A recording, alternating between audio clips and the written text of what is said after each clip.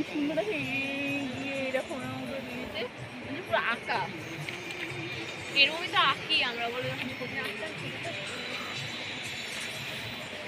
এই ওরা কোথায় গেল জঙ্গলে না আমরা এখন আছি ঋষিখোলাতে খুব সুন্দর একটা জায়গা এই যে নদী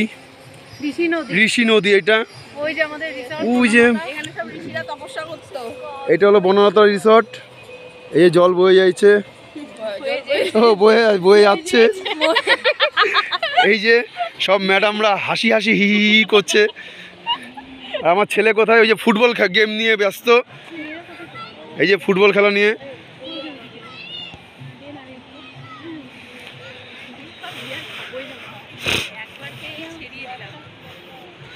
ওই যে